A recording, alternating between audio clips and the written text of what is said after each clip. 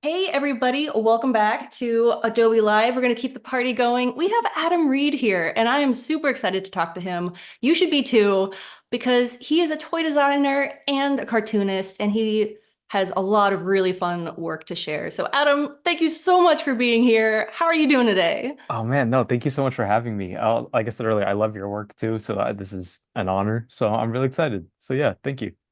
Um, I would love for anybody who isn't familiar with your work, do you want to share just a couple uh idea or thoughts about like who you are, what you do nowadays, and what you're about?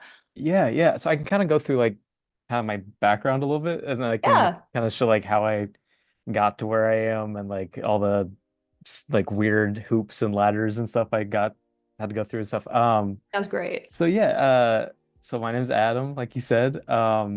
Originally I was in animation as a character designer and prop designer. Um, Went to a University of St. Francis, like a little tiny school in Fort Wayne, Indiana. Got an internship with Disney Television Animation on Big City Greens. From there, I was a character designer at Cartoon Network, and then did some freelance character design for like SpongeBob and Middlemost Post and a bunch of different shows. And then in between gigs, because animation's a very gig-based kind of economy, I was like, oh, I'd be cool to find something a little more like solid and stable. So I applied for a toy design position at Disney, and then I got it. And so now that's what I'm doing now. And I can Fantastic. kind of share like my this is my website. It has like my little my character design area, my some personal work, some prop design, toy design, and some storyboards. And I'm not really good at graphic design, but I just, I put it on there just 'cause. But yeah. That's a lot of hats. That's Yeah, you sounds like you've done a lot. I mean it kind I guess a little, not a super much, but Well, uh between character design, prop design, and then 3D toy design, that's a lot of different sort of disciplines. Do you have a favorite? yeah, well with toy design it's interesting. I don't really do any of the 3D stuff. It's more I'll do like some of the concepts and then some overlays and stuff. I can kind of dive into that too a little bit. Where like I'll come up with like a concept for like this Donald Duck figure that we did.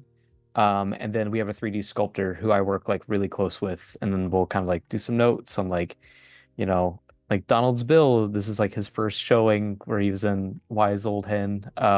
So like he has a longer beak, so we have to like make little adjustments for that and like put in the butt. So like little tiny notes that we work with like the sculptor, and then it comes out the final product.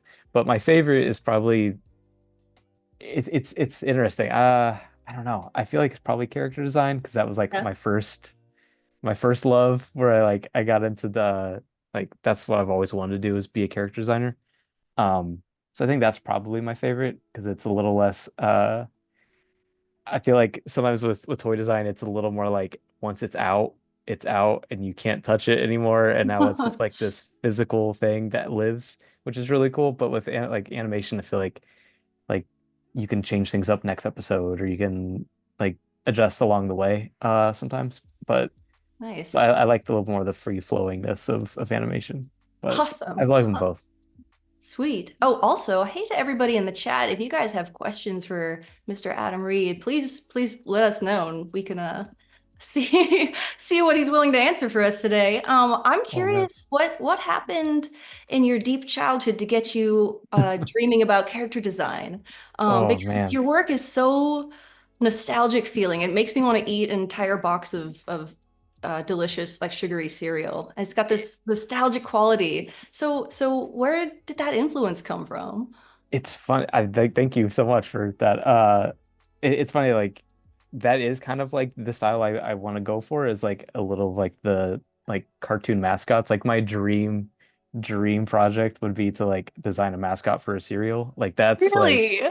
oh man, that would be like I I could would die buy happy. it. Oh, thank Oh you. my gosh, I would Um, buy the heck out of that. no thanks. But I think what kind of got me into it, which it's funny that I work for Disney now, but it was like one of my like earliest memories was at it's Hollywood Studios now, but it used to be MGM Studios. You used to be able to like walk through and watch the animators work. Oh, cool. There was like it's called like the fishbowl where like all the animators were like down like in the sunken like cavern of an animation studio, and people would walk by and like watch them animate. And that was like one of my earliest memories was like Oh watching my people draw gosh. down there. And I'm like, oh, you can like people can just draw and that's like a job. So I'm I looking think forward to seeing that scene in your biopic. That is like oh a man. perfect movie scene. No, I mean it's really funny. I got to like when I was living in Florida, we got to like go into that old animation studio. It's not used as an animation studio anymore. But I was like, oh wow, this is like this is it. Like this is like what started everything, which is cool. But I think that that was like the first time I realized like, oh, you can draw for a job. And um from there it was like seeing like where my interests were. So like I started obviously like every kid, like a Disney movie was probably like their first intro to animation. Um, but like I found myself like gravitating towards like the heavy lines that they use like in Hanna-Barbera cartoons and Hmm, like um we used to have like Boomerang, so I'd watch like all the old Hanna-Barbera stuff like Scooby and Yogi Bear and Jetsons, all that kind of stuff. So I think that was like my early design inspiration. But nice. then yeah, yeah. So it sounds weird and kind of like corporate shilly to be like, oh, Disney was the first time, but like it was. So But it's and now here you are, like you literally made it. That's a oh, really, really thanks. inspiring story, especially for anybody who's sort of getting started in their career. Yeah, do you have any I usually ask this at the end, but while we're on the subject, do you have any tips for people who are maybe earlier down the journey than you are now? Like what moves have you made that really helped you out? Oh man. To help me like get like my foot in the door, I think social media was huge. Hmm, I think it's like making like posting your work online. I'll pull my Instagram. Like be posting your great. stuff online. I like to also like put a little bit of like my personal life on there too, not just make it so much of like just a portfolio piece, but like I understand people want to just make portfolio too. Um, but I think it like I like using social media and stuff as like one to like put your work out there and show like, hey, this is like the type of stuff I like to draw. This is like where my interests lie.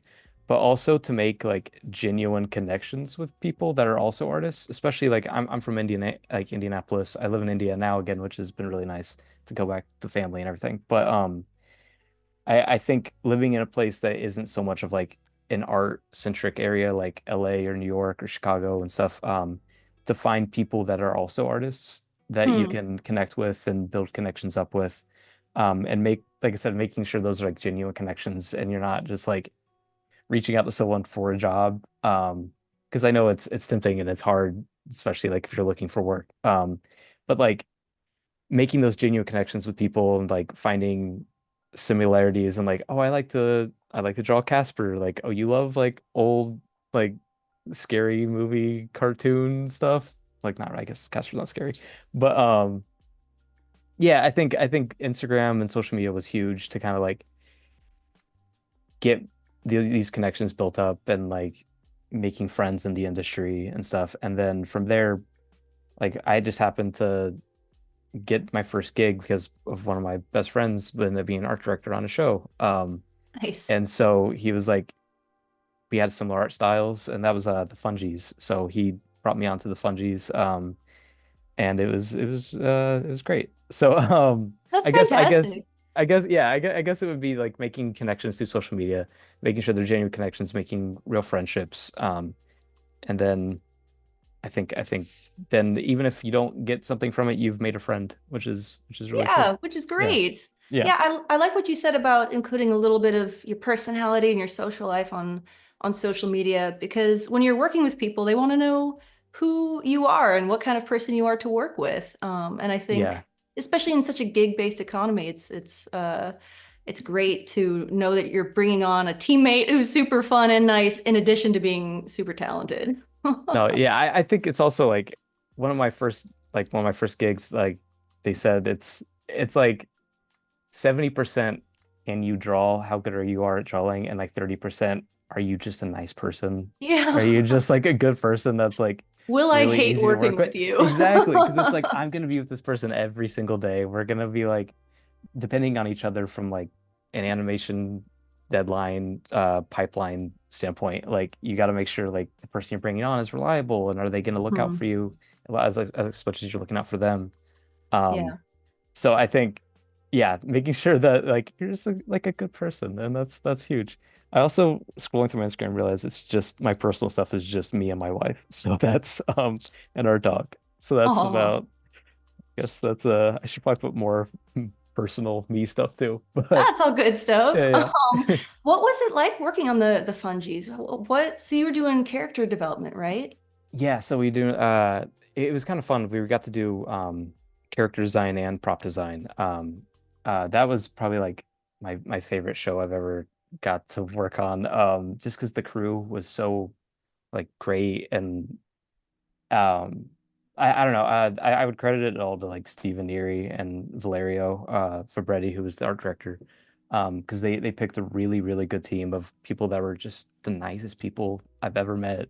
Everyone was like also like super talented too. So I think that was like I got really spoiled because that was like my first industry job and like we were always ahead of schedule in animation, which is like super rare. Whoa, Like that doesn't happen. So that was like it dream was team.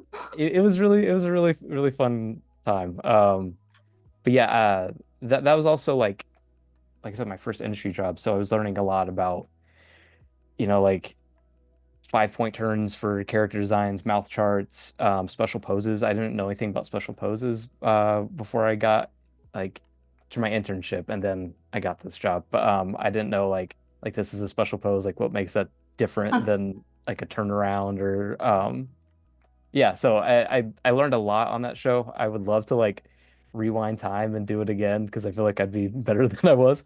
But yeah, Fungies was a really formative uh job for like how I go about like approaching deadlines and approaching assignments and stuff. Nice. Yeah, you And definitely came out swinging.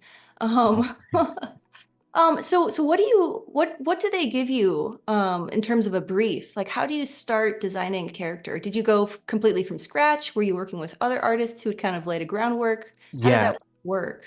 so for the Fungies, I mean, there's different types of shows. There's board based and then script based. Fungies was a board based show. I can't say that. It three Where times fast. yeah, I know exactly. So the board artists would uh board everything out before the characters before like the design briefs would get to us. So like this was like these right here were special poses that were basically like one for one like drawings of the boards.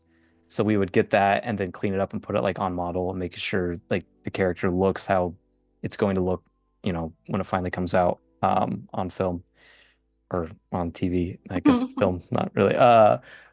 But so a design brief for us would normally be like a lot of special poses that the board artist would go through, and so they'd be pretty rough. So we'd have to tie it down and make sure it looks on model. Or it would be like we get a new character. So we'd have to like draw that character usually in a 5 point turn. So draw like front, 3/4 front, side, 3/4 back, and then back. Um, or it would just be like this episode, Seth has, I keep scrolling through the same ones. There's more down there. Um, Seth has a snake for an arm. So like, get rid of one of his arms and make him to a snake. So that's like, or it would just be like Seth is wearing like a hat this episode. Let me see if I find on here. So much Um, fun stuff. Dang. oh, thanks. I guess I don't have that one there anymore. If there's one that's like, oh, it's on here actually. Sorry, I know we're just like scrolling through my Oh, it's great to stuff. see. Oh, thank You've you. got quite the body of work. Oh, thanks. Here we go. So this is like these are called redresses. So it's like just drawing like this episode Seth wears a sailor hat. So you just draw a little sailor hat. And usually these are like front 3/4 and back 3/4. Um, that kind of gets the point across enough for the animators. But yeah, so it would usually be like a packet full of like add this for Seth this episode or add this for this character this episode, or we're gonna see like a new side character draw a 5 point turn or draw a 2 point turn. Um, but yeah, so that was usually what a design brief would look like. Nice. Yeah, there's a lot of jargon. in the Oh, industry. sorry. No, no, no, it's good. It's I think that's something that a lot of people are really curious about and also a little intimidated by. Like you've mentioned tie downs, things being on model, redraws. Is that all just stuff you sort of absorb in this first job? Is it Yeah, pretty cool? definitely, definitely.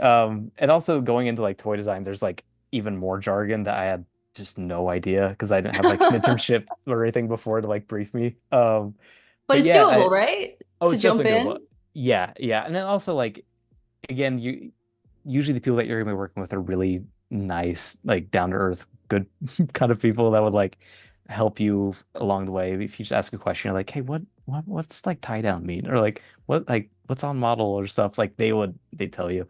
Um, but it's usually things that like you already know how to do. You just didn't know there's like a term for it. Sure, yeah. Um, but with toy design, there was a lot of stuff I had no idea, like redecoing. I was like, what's I that have thing? no idea. Yeah. So it's basically like if there's like an existing sculpt of a character, like a toy that came out, we do it a lot for like Hot Wheels does it a lot, where it's like here's a I don't know, like Mickey riding in a roadster. It's like, well, we've had this Mickey on a roadster on shelf for like 2 years. We want to like re-release it, but make it new, but we don't want to spend that much money to make it newer. So what we'll do is we'll just color it different. So they use like the Oh, same sculpt, so you don't have to pay the sculptor to go again, or like you don't have to nice. redesign it. So they'll like make the roadster blue this time, or make the roadster green, or something like that. Suddenly it's Uh, fresh. yeah, exactly. Yeah. How So cool. that's redecoing.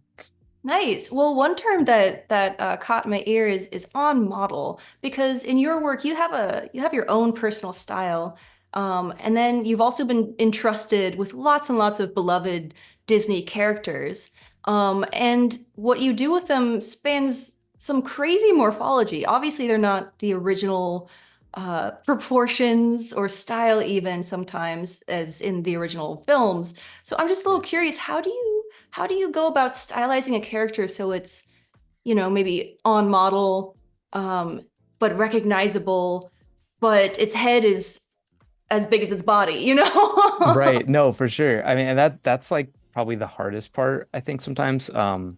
Especially like th this was a really good example of like these are all stylized, but they have to look like a cohesive like unit because these are all Hmm. sold together. It was like for Disney's 100th anniversary, we were able to like mix up characters and stuff. Um, but we had to make sure they all looked like they were from like the same film, even though they're not. So this is an example of like taking things that like stylizing, which is different than being on model. So like I would say I don't think I have very many on model things on here. Um, yeah, like so this is like on model. Um, so on model is basically like I can kind of walk through it a little bit too. On Cool. model is basically like you're saying like if it just walked off the movie or off of the TV show, um, and then you like bought it, so that's like an on model toy. Stylizing is like kind of like what I was showing up here, where it's like it needs to still be recognizable, but it needs to look just slightly different. So like Mickey is like a really good example of that, where I can kind of walk through this a little bit. That would Where be like, awesome.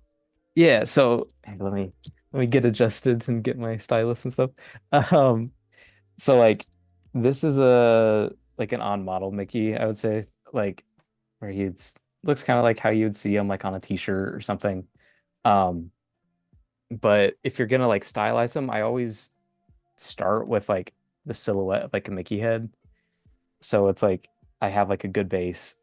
Also a really fun thing that I didn't really realize until like probably too late because I think a lot of animation people know it. Uh, Mickey's silhouette is always the ears are always like out, even if like it's front facing or side Hmm. facing. So his ears like rotate with them. So they're like on their own. They follow like their own physics, which is kind of fun. That is fun. Um, but with like Mickey, it's like for me, a lot of stylization is like comes in like the eyes, and like how you draw the face. So like I would start with like just like I said, this basic Mickey shape, and I'd always like put in the nose first, and then like give him little eyes, and like if it was like a little like cute like chubby like kind of toy, I would like play with the cheeks, and I would kind of keep everything like contained within the circle. Um, but if it's gonna be like a more on model stuff, I would break the circle and like kind of have, the lip come out or like break the silhouette and stuff. But it's interesting, like a lot of like Mickey seems like he'd be like one of the easiest characters to stylize because it's like, well, it's like he has the things that would translate well to other styles, like or he's like so iconic that like it'd be hard to mess him up, because it's like, oh well, all you have to do is add the ears and the red shorts and like the gloves and stuff, and you're good. But like it's almost a double-edged sword where he's so iconic that if he reads slightly off, everyone notices because everyone knows what Hmm. Mickey looks like. So it's like taking the things that really work with him, like the ears and the shorts and stuff, but keeping them like playing with him in a way that like still reads. I don't know.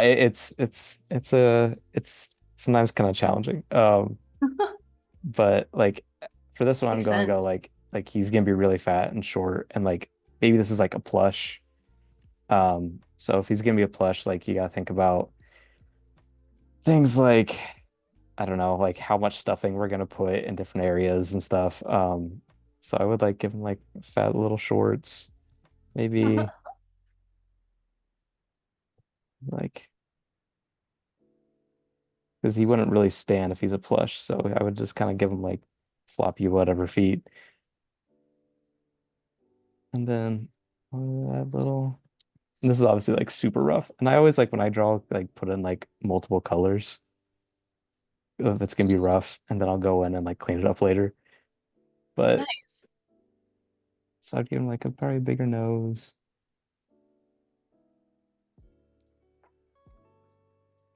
Yeah, so it's a little like a little cuter. Yeah. Dang, I this is a played, cool watch. yeah, I don't know. And then I'll get rid of that head. And then it's like, oh, it's Yeah. a little cute Mickey toy doll Still thing. totally recognizable though, but completely squat. Yeah, yeah. And my style kind of leans towards like making things fat and squat and stuff. So like but it is crazy that like this is Mickey and this is Mickey, but like this is probably is not the best version of what a Mickey could look like. But that was super quick and rough and bad.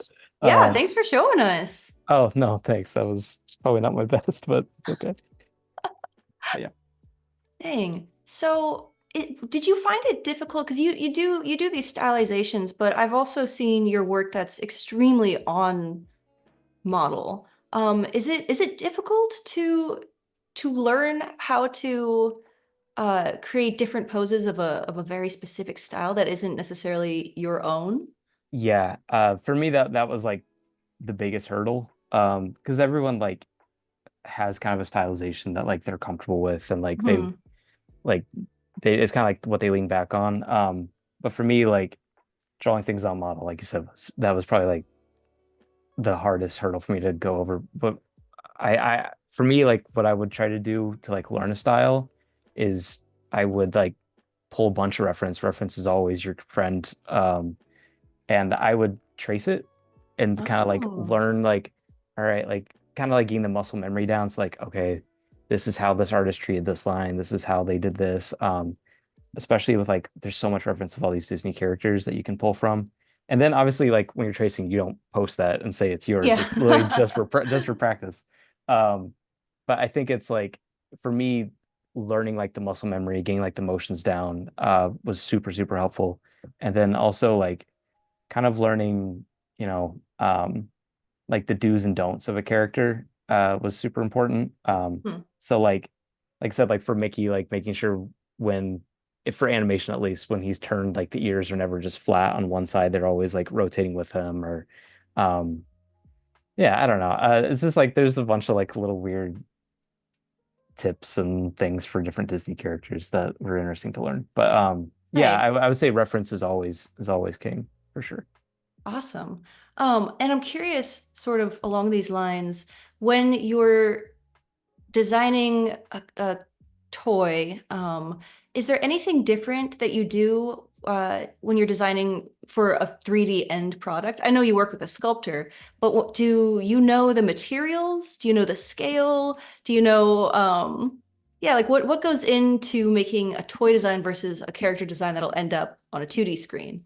Yeah, that's actually like that going into toy design was like the I keep there's a lot of hurdles, I guess. That was like my biggest like toy design hurdle was like this has to actually stand. Like so I like one of the first designs I ever did was like of a Mickey. I forget, I think he was like holding something. It didn't come out, so I can't really say exactly what it was. Um, so he was holding like this thing. And then I sent it out to like the sculptor and stuff, and he was like, well, we're gonna have to fatten everything up because it's too brittle at this point and it'll break. Mm, So learning like that things have to actually you have to be able to hold it and make it work and like it has to be able to be like work within a 3D space was really interesting. So yeah, like learning about like breakage points, like making sure things aren't too thin at certain angles and making sure that there's like a grounding point. Like for this Donald Duck, um, like we gave him this pole because it was like he needs more structure.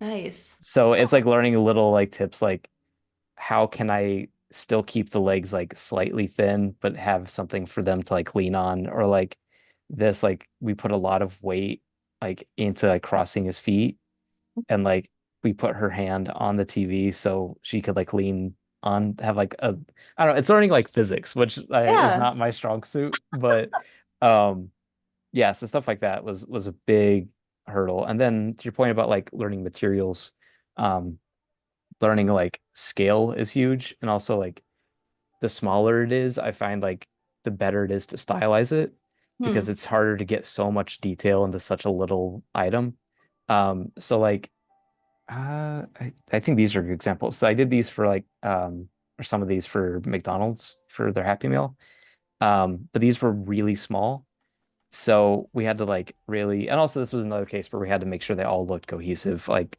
all these different properties from all these different like Disney owns so much stuff. So it was like making sure Iron Man and Mickey could stand next to each other. Um, but yeah, so these were like so small that we're like, well, what's one a good stylization to like hit all these different characters, and then what can we do to make it cute and small but still readable? Um, so yeah, I always find like stylizing is the best like best way to go when it's like a small character. Um, Nice. but yeah, Oh, super cool. Yeah, oh, it's thanks. it's it's quite the challenge to make all these characters from different universes look like they are in the same going to the same party in the same universe. Yeah, yeah, and I think that's like that was one of the fun things to like get into, especially like when I was joining Disney. It was right around the 100th anniversary, so I got to work on a lot of characters that I normally wouldn't get to work on. Oh, Like my cool. favorite was like Mr. Toad is like my favorite Disney character ever, and like Oh, they did a little Mr. Toad, and I was like, oh, I get to draw Mr. Toad. I never thought I'd get to do that. So that was fun. But yeah, yeah. really cool. Oh, thanks. Man. I'm curious, just sort of on the behind the scenes, what programs do you mostly live in? The different Adobe tools you might be using all the time. Yeah, I mean, I'm almost always just in Photoshop. Every once in a while, like for this shoe program that we did, this was all in Illustrator. Oh, So we cool. had to make sure it was all vector based, so when it was printed, it wasn't pixelated or anything. But normally I'm living in Photoshop because that's Nice. where like it's easy to take like a sculpt and drag it into Photoshop and then put like a transparent layer in between and then do overlays. So for like this, like I just dropped that into Photoshop and then drew over it. Or a lot of times we work with like licensees. So like I was showing the Happy Meal stuff earlier. Um, so like they'll send us like this sculpt and I'll throw it into Photoshop and like I'll adjust it and like add little Oh, notes and stuff on the side and then send it back to them. And then they'll send like the actual 3D sample and stuff like that. nice. So sometimes they have sculptors on their end. Yeah, yeah. So we Huh. have like two avenues where it's like owned and operated where we come up with a concept from scratch. Um, or sometimes like some higher up will be like, we need to make this thing. This thing is selling really well. So like we already have our assignment, we go from there. But other Hmm. times we get to like kind of come up with stuff that we know like there's an anniversary for Cinderella or something coming out. So we'd work for that. But yeah, so own and operated is kind of like we build the idea up from scratch. We work with our own internal sculptors. We like source the paints and all that Hmm. kind of stuff.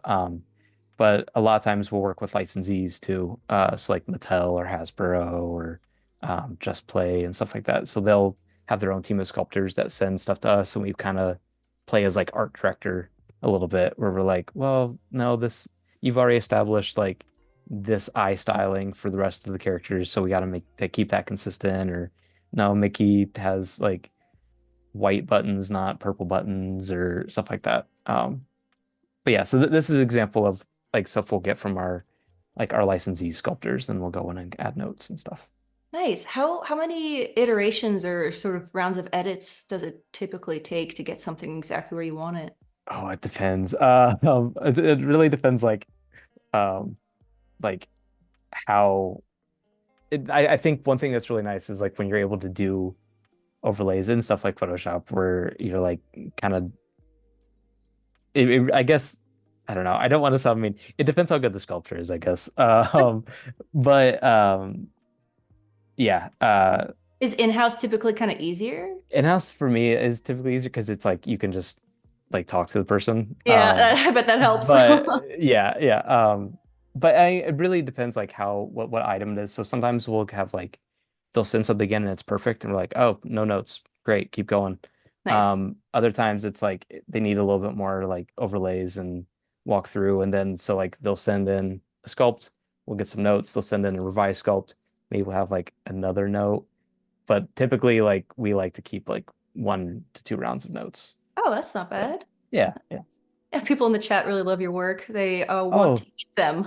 oh no, thank you Yeah, so if that came in much. my Happy Meal, I might be tempted to eat that little stitch too. Oh man, thank you so much. That's really If nice. they were made out of like chocolate or sugar, oh my gosh. Oh, dude, we have a team that's like a consumables team, so that I've got to Oh, help out like a little bit. So it's like sometimes they like design a character as like a sucker and stuff. I'm like, oh, that sounds fun. I want to do that's that. really fun. Yeah, do you have, I wanted to ask, do you have a favorite um toy that you've worked on and then also a favorite But character that you've designed?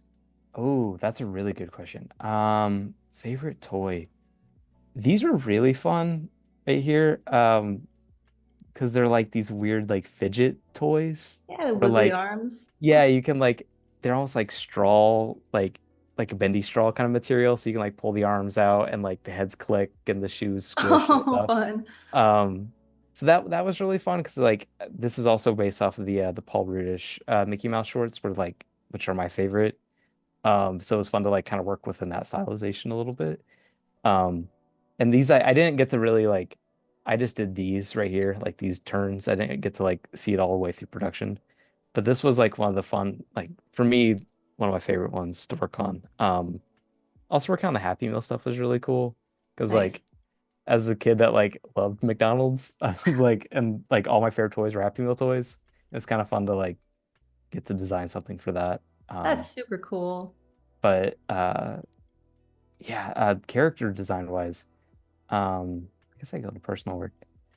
Um, man, I know it's not necessarily like my character because like Johnny Appleseed was a real person, but this was like probably like one of my favorite characters to draw. But it's just like he was part of like my senior project for school. Oh, nice. Looks straight out of a cartoon. Oh, thank you. I got this isn't from college. This is like I refined it a little bit later. But in Fort Wayne, Indiana is like where I went to college. That's like his grave is there. Hmm. So they have like a big Johnny Appleseed festival every year. So I did like a bunch of like research into like Johnny Appleseed and stuff, and like made a whole little like story and everything. Um, so this one was probably like my favorite one to like work with, even though he's not, like I said, he's not my character. He's a real person, but which I also didn't realize. I thought he was just like a Paul Bunyan type of person. I thought he So was, did yeah, I. yeah. His name is John Chapman, which I did not know. Um, Cool. We all learned something today. yeah, there you go. Oh, cool. So you've got a really fun, recognizable style. Um, Oh, do thank you. you do you keep a sketchbook? Do you like to doodle? Do you like to draw? How did you come to this style? That's a really good question. Because I also don't really know how I got to this style. I think it just like took I don't know. I think I pulled a lot of inspiration from different artists and different shows and stuff that I got to watch. Like Iwerks is probably like my favorite artist, who's like the original designer of Mickey Mouse. His stuff is like really like charming and a little scary sometimes too, though, Hmm. because it's like that black and white, like kind of crackly era of animation. But he Hmm. did like the skeleton dance and stuff too. Love that. Um, yeah, and especially like it's starting to get Halloween time, so it's kind of like Yeah. perfect season. Um, but no, I do keep a sketchbook.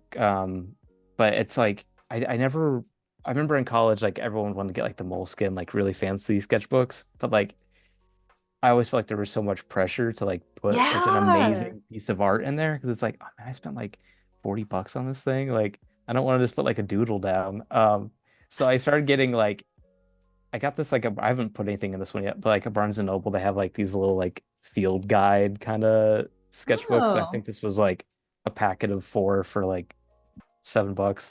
This isn't a sponsor to Barnes and Noble less or anything, pressure. but yeah, yeah. But there's like a lot less pressure, and like I like when there's like lines and stuff on the paper. Oh, you So it's do? yeah, because I think again it doesn't feel as like sacred. It's more like I'm just trying to get an idea down, or like I have like a I don't know, like a thought of something that I want to draw later, so I can just like jot it down. But most of my sketching is honestly in Photoshop though. Oh, cool. I feel like I again it's like I don't like the pressure of like the permanentness of a sketchbook.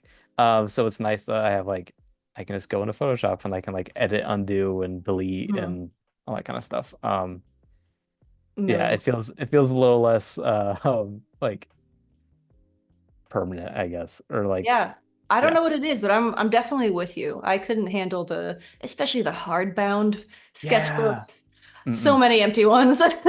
No, yeah, and I would like get them and I'm like, oh man, I'll put something cool in there one day, and I just don't. It's also like to like put I don't know. Cartoons are I love cartoons and I think they should be taken seriously as an art medium. But I do feel like sometimes I'm like, I don't want to just put a cartoon in that $60 like hardback book. I should put something more fancy. Um, but yeah, so that's more a hurdle for me to overcome than anyone else. But yeah. Did you try out different styles on your way to kind of where you are present day? Like, did you try realism? Did you try like I don't know, in school? Were you forced to do still lifes and all that? Yeah, I definitely had to do like some still lifes and stuff. But I really struggle with like realism. I know like some people are like the opposite, where like they're amazing at like drawing something that they can see, but when it comes to like making something into a cartoon, it's hard for them. So I think it's like I don't know some artists that can do both that are like amazing at it, that are like really good at anatomy and I don't know, like I could never draw like a I don't know, like Invincible or something, like something that's like more realistic proportions that is like that's this isn't my wheelhouse. But I really love the artists that can because it's super impressive. But I think for me it's like I mostly played around with different cartoon styles. I think that was something that when I was going into college was a little like learning about character design was a little intimidating, where they're like, you have to learn all these different types of styles. You have to like know how to draw like something that could be on Teen Titans and something that could be on SpongeBob. It's like I That's a think range. yeah, because people would say like, oh, that's how you get jobs because like if you can draw everything, then you can apply for everything. Um, but I think trying to for me it was I don't I'm not able to draw that kind of style. It's also not like what I want to draw. Yeah. So it's more like expanding my circle of like what I can draw. So like I know I like drawing cartoony, squishy things. So like what are other styles that are also cartoony and squishy and then kind of like going out from there. So like maybe if you draw in like a style like SpongeBob or something, maybe try then going into a little more like Adventure Time. So like kind of like keeping it cartoony, Hmm. but like expanding your breadth of cartoony designs.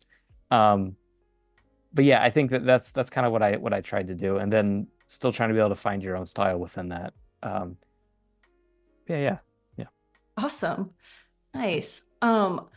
Is there anything on your kind of to-do list or to-learn list or kind of dream client list, whether it's a toy material or like you said, a cereal box or Right. personal project that you just get $1 million to fund? Like what would that be? Oh man. Well, speaking of Mr. Toad, my dream project would be like to make a Mr. Toad show. To do like Really? something. Yeah, that would be really, really fun. That's like my dream project would be like I have like a whole like story written out and all that kind of stuff. Um, Oh, but I was ready to go. oh yeah, yeah, just Sponsors, pay attention. yeah, just call me up if you if you want a Mr. Toad show. Um, but yeah, I think things to learn though. I would love to learn more Illustrator. I'd love to get more into graphic design kind of stuff. Um, I love logos and like I really appreciate like a good logo or like a good like redesign of I don't know packaging and stuff. So that's like I've always liked graphic design, but I never really gotten into it. Like I haven't had the moment to like go down that avenue, but that's something I'd love to learn more of. And then something I'm working on is like doing I've started kind of writing and doing like some children's books kind of things. I haven't done anything with Oh, it yet, but like cool. I think that would be a really fun avenue to go You down. have to. Oh no, thanks. I'm working on it, so we'll see one day. But yeah, I think th those are kind of like my on my to-do list would be like some more personal projects, more yeah, yeah. So like some writing and stuff, some things that are more for me. That's Um, awesome. but Yeah, yeah. I'm going to be keeping a sharp eye out for your kids' books or whatever kind of books. Oh man, thank you. Thanks. Going back to Mr. Toad, I'm so curious. What drew you to Mr. Toad? That's such a Oh, random dude, character. it's the have you seen any of the ride? Uh, I've been on the ride. Yeah, it's I horrifying. I love it. I love that it's like the ride is so crazy. Like, I mean, it's Mr. Toad's Wild Ride, so it's what's Yeah, I wrong. mean it's aptly named. Has Yeah, anyone in the yeah. chat let us know if you've been on it too? But Um, like, it's because like the ride. I mean, if someone hasn't been on it, I'm gonna spoil the end, and well, I mean, it's mute famous. mute your ears. But like the fact that like you just drive your car and then you get hit by a train and you die and go to hell and then the ride's over. It's like that's at Disneyland. That's crazy. I love it. It's so fun. Also like the character is to me is really funny because it's like every I don't know, he always gets like a new obsession and a new mania, and that's what he's gonna be obsessed with that week. Um, so like I think maybe I like relate to that a little too much. Like I where like I'd get a different idea. It's like, oh, now I'm only into this thing. mean, it's a Um, perfect setup for a show, yeah. yeah, yeah. Oh, see, thank you, thank you. Um, but yeah, I think also like the design is really fun to me. It's like he doesn't look like a toad. Like there's nothing about him that's toad like. Um, I don't know. It's Just a just a fun little guy yeah, it's just a fun getting into little stuff. he's a fun little weird guy, you know? He's great. Um, yeah, I don't know what really started my Mr. Toad obsession besides the ride, but What age category would your Mr. Toad show be for? oh, that's a good question. Because I love that adult animation is sort of having a heyday right now. Not necessarily crass animation, but just animation that's doesn't necessarily cater to uh, kiddos. Yeah. Yeah. Well, I think that's a big thing too, is like learning that like, oh, animation doesn't just have to be for little kids. And it also doesn't have to be like so like a crass thing. It can just be a more mature themes. Mhm. Um, which is I think something that hopefully Hollywood like starts picking up on a little bit, where it's like, oh, like people love animation. It's always like the number one thing in the box office. But for Mr. Toad, I don't know. Because like I would if it would I'm guessing Disney doesn't want characters to go to hell in their shows. So I think it'd be really fun if it was like a little kid show where it's like you learn something new every week. Um, Nice. it's like his Not. obsession is like what you learn that week. Oh, that's Um, cool. but yeah, so I don't know. Is Maybe is that ride still in Disneyland? I feel like it's they've still replaced. there. They replaced Oh, the one in the Disney World. I think that one's gone. That's oh like man. a Who ride now, I think. But I yeah, I can't think believe they replaced Tower of Terror, but not Mr. Toad's Wild no, Ride. exactly. Yeah. I mean, I hope they never do. Me But I am too. kind of surprised that it's still there. But Dang. yeah. Um, so back to sort of the character design side Mhm. of things. How does a character evolve across different episodes of a show? Oh, that's Does the model change? Do you brush things up as you go along? How does that work? yeah, that's a really good question too. Because I think there's like some really famous examples of that, like American Dragon. I think here, let me see if I can pull something. Yeah, I'm familiar. Yeah. Maybe I'll pull it up because I think it's a good uh example. Redesigns But can get people really mad. yeah, because that was one that's like a pretty drastic change. Where it's like, oh wait a second. Yeah, this is perfect. Where it's like it started out like this and then it gets a little bit more like angular and stylized. Like he used to look like this and now Hmm. this. Um, so that's like I think a really drastic version of a redesign. But I think most of the times it's like, at least in my experience, it's I think like the first two seasons, maybe it'll usually stay about the same, the character design, but then you'll kind of learn like what do the artists lean towards? So like for us, Hmm. like for a board driven show, it was like some of the boards were pretty like squishy and cartoony and stuff. So like we kind of started changing some of the designs to be a little more squishy and cartoony. Hmm. Like when it came to like being on model. Sometimes it's like The Simpsons is a good example of like making the characters change to better fit like the animation pipeline. So like they went from more of a hand-drawn animation look to more of like a puppeted Toon Boom kind of style look. Gotcha. I'm not sure exactly how the what the Simpsons do to animate, so maybe it's not Toon Boom, maybe it's something else. Or maybe they still do it by pencil, but I don't think so. I think I Um, heard somewhere it was Toon Boom, at okay, least cool. partially. Yeah, that's so cool. Because I think like um Family Guy is also like puppeted animation, so it's like I think yeah, it kind of depends. I think sometimes it depends if like the show is more um like squash and stretch, like cartoony. Maybe they'll the designs will stay a little bit more consistent throughout. Hmm. But then I think when it comes to like getting the animation pipeline and production to be more streamlined, you'll kind of simplify some of the characters. And like I think SpongeBob's also a good example of that, where like he got a little bit more Spoxy, but I think now they've kind of pushed it to be a little bit more squash and stretch again. But I Hmm. don't know. Yeah, so I guess the answer is it depends on the show and the production. Yeah, Um, because for a lot of those classic cartoons, you can kind of tell what era they were from by the specific nuances of the character design. It's kind of interesting how that kind of is driven forward, and it's cool to know that it's because of the animators largely, it sounds like, because of what they like to do with the character. And that's yeah, another yeah. question I wanted to ask is how do you, because I asked you how you design specifically for a toy end result, and you mentioned like the physics and materials. Yeah, how do you design a character for animation? Because Oh there's man. so many moving, it's hard to animate. So Yeah. how do you approach that? I think man, that's also a really good question. I think it's like it de I keep saying it depends. It does. It's I fine. it but like um for animation specifically, it's like I felt like it was always trying to get as much information for the animators as possible. So like designing a character for animation is more like as a character designer, you're almost like giving the animators like here are the tools you need for animating this character. So for this page specifically, it's like I'm gonna draw this character in every angle. So when the animator gets it, they have all the reference they need. I'll draw like all the different mouth charts, like where the tongue is when it's saying like a certain word. Like, so I think it's like for a character design for animation, it's like giving as much information as possible.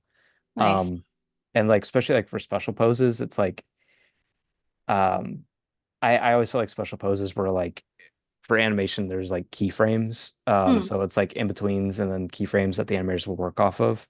Um, so like I always found like a special pose is like giving the animator like that keyframe to work off of. Um, so yeah, it depends, I think. And then like when Very it cool. comes to creating a character, there's like a lot of different like iterations and design processes that you'll go through. And I think one example I kind of have I could kind of go through a little bit would be here, I'll minimize that. Um, would be I drew like all of these like little scarecrows a long time ago. Oh, so fun. Oh, thank you. And these are like all roughly like the same stylization. Like I went for like the same kind of hat for all of them and like a circle head. Um, but I think it's like finding like aspects that I like the most. Like for anytime I've done like visual development for like a different show or something that's like starting to create their own characters is like I'll give a sheet of a bunch of different designs and Hmm. they'll kind of take like little aspects that they like of each. So like for this, let's say like they love like I gave them all kind of the same hats. This maybe isn't the best example. They love like the hat on this one. They love the eyes on this one. They like the overalls on this one, and they love like this little thing on that. So it's like I would go in and like honestly, one thing I learned in animation is like the pipeline is so fast that it's like Hmm. you need to work smart, not hard, like when you can. So like I already drew all these, so I would go in and like, all right, well, I already drew that, so I'm just gonna trace the head, and I'm gonna like go in and redraw these eyes again, and like just do all this all over. Now which hat was it? It was this hat. So I'll give that hat back again. And then they liked this part, so I did that. Mm, okay.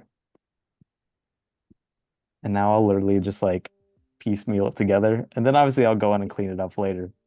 But it's like, okay, so now we're creating a little character based off of like the notes. And I'll take that down. Nice. That is smarter. But it's like it's one of those things where it's like you already drew it. So it's Yeah, like, it's not cheating. yeah, no, Just exactly. efficient. Yeah, yeah. And then you sell millions of boxes of fall themed corn flakes. Oh, dude, yes, please. Like a pumpkin spice Oh something. I don't man. know. I'm a big pumpkin spice person. Nice. Yeah, that's copyrighted for anybody who's getting any ideas. Oh, wait, the pumpkin spice or this? No, no, I'm Oh saying this no, is your okay. copyright. This is your idea now. Nobody can steal Oh, it oh, with this thank you. guy. Thank you very much. But yeah, now I kind of go in and clean it up a little bit. This is But now it's awesome. like, oh, you have your own little character based off of like all these notes you had. But yeah, so now he like stands alone. Sweet. Man, you're so fast. I Oh, can well, tell again, you've done this before. but also like I just traced all of it, so it's like, Yeah, but still, I'm so fiddly if I ever try to do lines so fiddly. But hey, we got just a minute Oh, shoot. here left, I think. I'm just Okay. curious, do you have any words of encouragement for anybody who might be trying to get into this? Definitely. Yeah. I think one big thing that I learned getting into like just art in general is like not to close doors. Hmm. So like I know a lot of people like are like have tunnel vision where it's like I want to be a character designer or I want to do storyboards. Or even like even non like visual art medium. It's like I want to be a writer. I don't want to do anything else. I think it's a big thing, at least for me, to like keep doors open because you don't know what you might like until you try it. So like I never thought I would be designing toys. I was like, oh, I'm a character designer, but then that Hmm. door opened, so I went through it, and it's really fun. So I think keeping things open, making genuine connections with other people is always going to be huge. Um, and yeah, just being a nice person and keep practicing, keep drawing, and all that kind of stuff.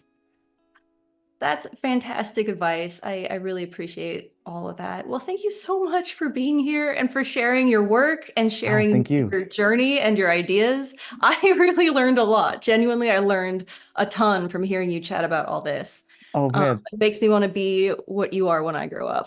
Oh no, no man. Thank you so much. And again, I really love your work. So like that it means a lot to talk to you, and it was really fun. So yeah, thank you so much. I'm This was glad you had a awesome. good time. I hope everybody in the chat had a good time and everybody watching in the future. But yeah, thank you so much for being here.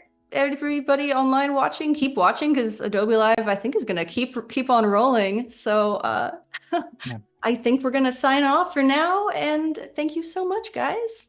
awesome. Thank you, everybody.